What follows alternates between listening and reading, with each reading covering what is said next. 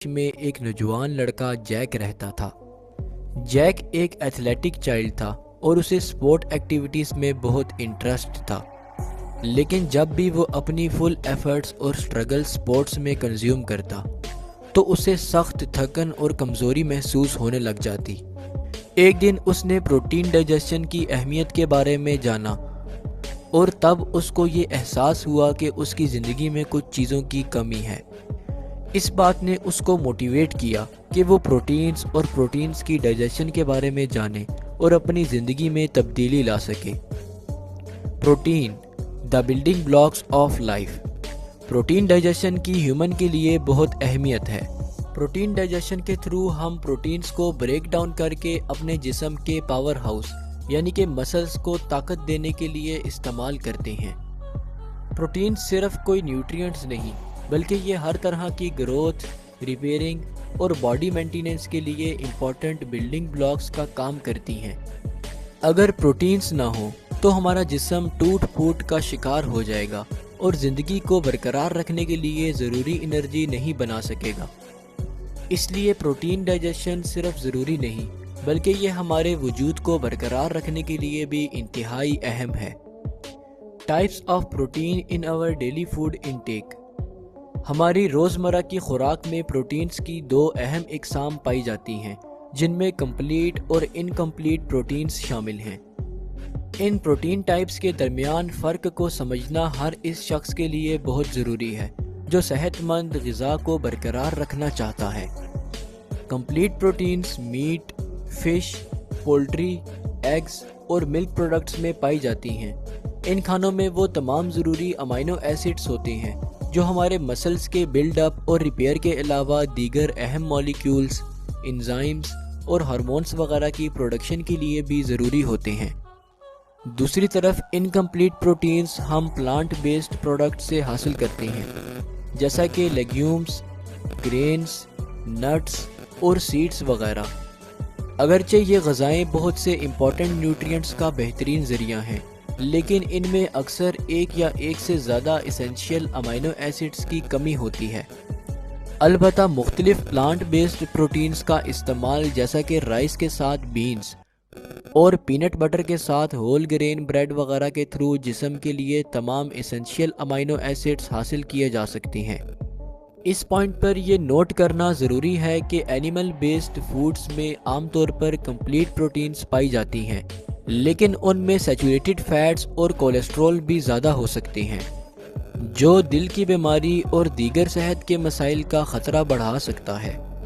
लिहाजा डॉक्टर्स सेहतमंद और मुतवाज़न ग़िज़ा के लिए ऐसे प्रोटीन बेस्ड फूड्स रेकमेंड करते हैं जिनमें सैचुरेटेड फैट्स और कोलेस्ट्रॉल की मिकदार कम पाई जाती हो और उन्हें प्लांट बेस्ड प्रोटीन्स के साथ मिक्स करके खाने को तरजीह दी जाती है।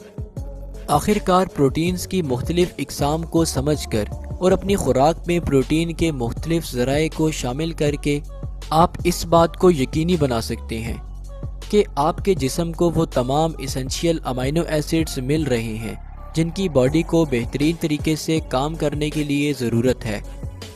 Protein digestion in humans. Protein digestion बेहतरीन सेहत और तंदुरुस्ती को बरकरार रखने में बुनियादी किरदार अदा करती है। प्रोटीन डाइजेशन एक कॉम्प्लेक्स प्रोसेस है जो बहुत सी स्टेजेस में कंप्लीट होता है। प्रोटीन डाइजेशन की फर्स्ट स्टेज स्टमक से शुरू होती है और स्मॉल इंटेस्टाइन तक जारी रहती है। हमारे स्टमक का एसिडिक इन्वायरमेंट प्रोटीन्स को डीनेचर कर देता है जिससे स्टमक एंजाइम्स उसे बाआसानी तोड़ देते हैं। Stomach enzymes pepsin acidic environment में बेहतरीन काम करता है और प्रोटीन्स को स्मॉल पॉलीपेप्टाइड्स में तोड़ देता है। यही वजह है कि स्टमक की लो पीएच प्रोटीन डाइजेशन में इंतहाई अहम रोल अदा करती है। स्टमक में प्रोटीन्स की पार्शियल डाइजेशन होती है और स्मॉल पॉलीपेप्टाइड्स मूव होकर स्मॉल इंटेस्टाइन में चले जाते हैं जहां कंप्लीट प्रोटीन डाइजेशन होती है। पैंक्रियाज से रिलीज होने वाले ट्रिप्सिन, कीमोट्रिप्सिन और पेप्टाइडेज एंजाइम स्मॉल इंटेस्टाइन में मौजूद पॉलीपेप्टाइड्स को ब्रेक डाउन करके इन्हें स्मॉलर पेप्टाइड्स और अमाइनो एसिड्स में कन्वर्ट कर देते हैं। इसके अलावा स्मॉल इंटेस्टाइन में अमाइनो पेप्टाइडेजेस और डाईपेप्टाइडेजेस एंजाइम्स की सिक्रीशन भी होती है। ये एंजाइम्स स्मॉलर पेप्टाइड्स को फर्दर ब्रेक डाउन करके अमाइनो एसिड्स में कन्वर्ट कर देते हैं। ये तमाम अमाइनो एसिड्स स्मॉल इंटेस्टाइन की वाल्स से मूव होकर ब्लड स्ट्रीम में इंटर हो जाते हैं, जहाँ से अमाइनो एसिड्स मुख्तलिफ बायोलॉजिकल प्रोसेसेस में यूटिलाइज होने के लिए डिफरेंट बॉडी पार्ट्स में ट्रांसपोर्ट हो जाते हैं।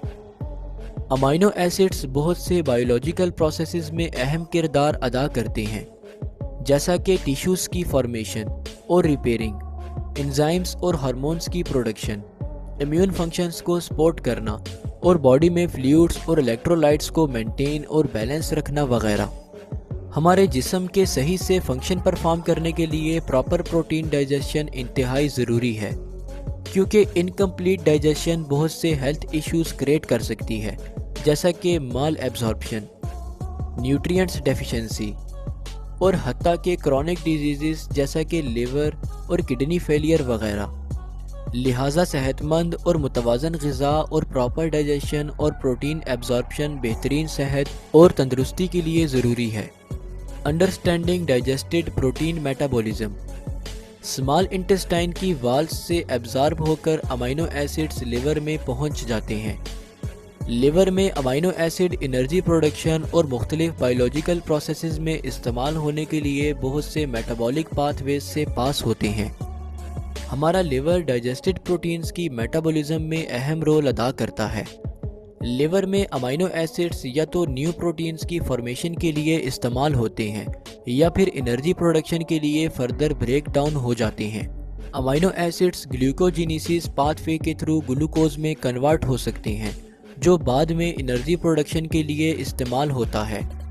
इसके अलावा amino acids directly Krebs cycle में भी इंटर हो सकते हैं, जो सेल माइटोकॉन्ड्रिया में एटीपी सिंथेसिस के लिए होने वाले बायोकेमिकल रिएक्शंस का मजमूआ है। ग्लूकोनियोजेनेसिस के अलावा लिवर में एक और अहम मेटाबॉलिक पाथवे होता है, जिसे कीटोजेनेसिस कहते हैं। इस पाथवे के थ्रू अमाइनो एसिड्स कीटोन्स में कन्वर्ट होते हैं, जो बाद में ग्लूकोज में कन्वर्ट होकर बायोकेमिकल साइकिल्स का हिस्सा बन जाते हैं। तो आइए अब ग्लूकोनियोजेनेसिस और कीटोजेनेसिस पर डिटेल में डिस्कस करते हैं। ग्लूकोनियोजेनेसिस जिस्म के लिए एक अहम मेटाबॉलिक पाथवे है, क्योंकि ये लिवर को बॉडी में ग्लूकोज लेवल मेंटेन और बैलेंस रखने में मददगार साबित होता है, यहाँ तक कि जब तक डाइटरी सोर्सेज में ग्लूकोज की मिकदार कम ना हो। लिवर ग्लूकोज मॉलिक्यूल की फॉर्मेशन के लिए मुख्तलिफ अमाइनो एसिड्स जैसा कि ग्लूटामाइन, एलानाइन और ग्लाइसाइन वगैरह इस्तेमाल करता है। ग्लूकोनियोजेनेसिस का प्रोसेस मुख्तलिफ हार्मोन्स और एंजाइम्स के थ्रू रेगुलेट होता है और ये बेसिकली लिवर में होता है, लेकिन इसके अलावा ये प्रोसेस किडनीज और स्मॉल इंटेस्टाइन में भी हो सकता है। लो कार्बोहाइड्रेट्स या फिर फास्टिंग के दौरान हमारी बॉडी एनर्जी प्रोडक्शन को रेगुलेट करने और बैलेंस रखने के लिए ग्लूकोनियोजेनेसिस पर डिपेंडेंट होती है। ऐसी कंडीशन में लिवर ग्लूकोनियोजेनेसिस के थ्रू डाइजेस्टेड प्रोटीन से प्रोड्यूस होने वाले अमाइनो एसिड से ग्लूकोज फॉर्मेशन का काम करता है, जो बाद में बॉडी में एनर्जी प्रोडक्शन के लिए इस्तेमाल होता है या फिर फ्यूचर में इस्तेमाल होने के लिए लिवर और मसल्स में ग्लाइकोजन की फॉर्म में स्टोर हो जाता है। ये प्रोसेस इस बात को यकीनी बनाने के लिए ज़रूरी है कि जिस्म में बायोलॉजिकल प्रोसेसेस को परफॉर्म करने के लिए इनफ एनर्जी मौजूद है। हत्ता कि रिड्यूस फूड इनटेक के दौरान भी ग्लूकोनियोजेनेसिस अहम रोल अदा करता है। कीटोजेनेसिस। कीटोजेनेसिस लिवर में होने वाला एक और मेटाबॉलिक प्रोसेस है, जो फास्टिंग या लो कार्बोहाइड्रेट्स की कंडीशन में एनर्जी प्रोडक्शन में अहम रोल अदा करता है।